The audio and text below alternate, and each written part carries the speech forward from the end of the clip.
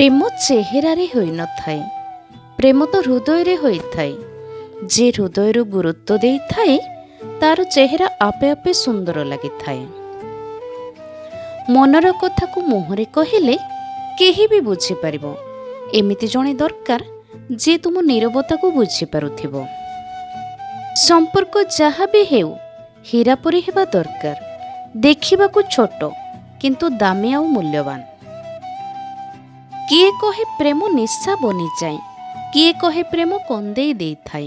କିନ୍ତୁ ପ୍ରେମ ଯଦି ସଚ୍ଚା ହୋଇଥାଏ ବଞ୍ଚିବାର ସାହାରା ବନିଯାଏ। ଭଗବାନ ଶ୍ରୀକୃଷ୍ଣ କହିଛନ୍ତି ସବୁଠାରୁ ମୂଲ୍ୟବାନ କ'ଣ ଜାଣନ୍ତି? ସମୟ ଓ ସମ୍ପର୍କ। ସମୟ ତାକୁ ଦିଅ ଯେ ସମୟର ମୂଲ୍ୟ ବୁଝିପାରୁଥିବ ଏବଂ ସମ୍ପର୍କ ତାହା ସହ ରଖ ଯେ ତୁମକୁ ଗୁରୁତ୍ୱ ଦେଉଥିବ। ଏ ଆଖି ବି ବେଳେବେଳେ ପସନ୍ଦ କରିବାରେ ଧୋକା ଖାଇଯାଏ। କାରଣ ଯାହାକୁ ଆମେ ପସନ୍ଦ କରୁ ସେ ଆମ ଆଗରୁ ଆଉ କାହାକୁ ପସନ୍ଦ କରିଥାଏ।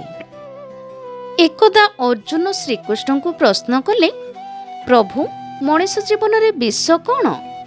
ପ୍ରଭୁ ଶ୍ରୀକୃଷ୍ଣ ଖୁବ୍ ସୁନ୍ଦର ଉତ୍ତର ଦେଲେ, ପ୍ରତ୍ୟେକ ବସ୍ତୁ ଯାହା ମଣିଷ ଜୀବନରେ ଆବଶ୍ୟକତା ଠାରୁ ଅଧିକ ଉପଲବ୍ଧ ହୁଏ ତାକୁ ମଣିଷ ଜୀବନରେ ଅହଙ୍କାର ସ୍ୱରୂପ ବିଷ ଆଣିଦିଏ। ଉଦାହରଣ ସ୍ୱରୂପ ଧନ, ବଳ, ଭୋକ, ଲାଳସା, ଅଭିମାନ, ଅହଙ୍କାର, ଆଳସ୍ୟ, ହିଂସା, ପ୍ରେମ ହେଉ କିମ୍ବା ଘୃଣା ଆବଶ୍ୟକତା ଠାରୁ ଅଧିକ ବସ୍ତୁ ଜୀବନରେ ବିଷ ଭରି ଦେଇଥାଏ। ମରିଲା ବାଲାକୁ କାନ୍ଦିଲା ବାଲା ହଜାରେ ମିଳିଯିବେ, କିନ୍ତୁ ଯେ ବଞ୍ଚିଛି ତାକୁ ବୁଝିଲା ବାଲା କେହି ଜଣେ ମିଳିନଥାଏ। ଆପଣ ଯେତେ କମ୍ କଥା କହିବେ ଲୋକ ଆପଣଙ୍କ କଥା ସେତିକି ଶୁଣିବାକୁ ଚାହିଁବେ। ସେଥିପାଇଁ ଯେବେ ଦରକାର ପଡ଼େ କଥା ହୁଅନ୍ତୁ। ସଫଳତାରେ ମିଠା ମାଗିବା ଲୋକ ଅସୁବିଧା ବେଳେ ନଜରକୁ ଆସିନଥାନ୍ତି। ଧୋକା ଦେବା ବାଲା କେବଳ ବାହାନା ଖୋଜୁଥାନ୍ତି ଆଉ ସାଥ ଦେବା ବାଲା ରାସ୍ତା। ଯିଏ ଫ୍ରି ଟାଇମ୍ରେ ଆପଣଙ୍କୁ ମନେ ପକାନ୍ତି ସେ ପ୍ରେମ ସଚ୍ଚା ହୋଇନଥାଏ। ସଚ୍ଚା ପ୍ରେମ ତ ସେ ହୋଇଥାଏ ଯେଉଁଠି ହଜାରେ ବ୍ୟସ୍ତତା ଥିଲେ ବି ତାଙ୍କ ପାଇଁ ସମୟ ବାହାରିଯାଏ।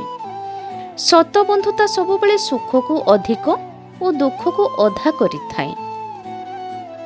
ଯେଉଁ ସମ୍ପର୍କରେ ତୁମର ମୂଲ୍ୟ ନଥାଏ ସେହି ସମ୍ପର୍କକୁ ଚୁପଚାପ ଛାଡ଼ିଦେବା ହିଁ ଭଲ।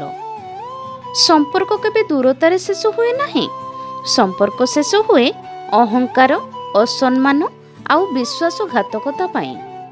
ସମ୍ପର୍କ ଭାଙ୍ଗିଦେଲେ ପ୍ରେମ କେବେ ସରିଯାଏ ନାହିଁ।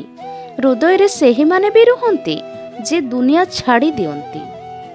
ବୟସ ଯାହା ବି ହୋଇଥାଉ ଜୀବନ ସର୍ବଦା କିଛି ନା କିଛି ନୂଆ ଶିକ୍ଷା ଦେଇ ଚାଲିଥାଏ। ଆପଣାର ଲୋକଟି ଯେତେବେଳେ ଏକା କରି ଚାଲିଯାଏ ହୃଦୟ ତ ନିଜକୁ ବୁଝେନିଏ, ହେଲେ ତା ପାଇଁ ଆଖିରୁ ଲୁହ ଝରିଯାଏ। ଲୁହକୁ ଜଣାଥାଏ ଆପଣାର କିଏ, ସେଥିପାଇଁ ତ ଲୁହ କେବଳ ନିଜ ଲୋକ ପାଇଁ ଝରିଥାଏ। ପ୍ରେମ କାହାକୁ କେବେ ବି ହୋଇପାରେ, କାହିଁକି ନା ସବୁ ଜିନିଷ ଉପରେ ଲଗାମ ଲଗାଯାଇପାରେ କିନ୍ତୁ ହୃଦୟ ଉପରେ ନୁହେଁ। ଯିଏ ତୁମକୁ କେୟାର କରେ ସେ ହିଁ ତୁମକୁ ଅଧିକ ରାଗେ।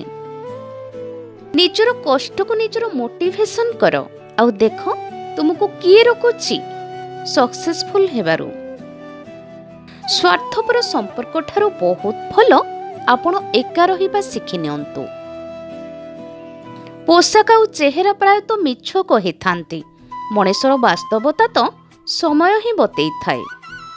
ପ୍ରେମ ଆଉ ସମ୍ପର୍କ କେବେ ବି ଭାଙ୍ଗନ୍ତୁ ନାହିଁ, କାହିଁକି ନା ପ୍ରେମ ସମସ୍ତଙ୍କ ସହ ହୋଇନଥାଏ ଆଉ ଭରସା ସମସ୍ତଙ୍କ ଉପରେ ହୋଇନଥାଏ। ଯେଉଁଠି ସମ୍ପର୍କର କଥା ଉଠିଥାଏ ଲୋକଙ୍କ ଅଧା ସମୟ କାହାକୁ ଖୁସି କରିବାରେ ତ ଆଉ କିଛି ଲୋକଙ୍କୁ ଅଣଦେଖା କରିବାରେ ଚାଲି ଯାଇଥାଏ।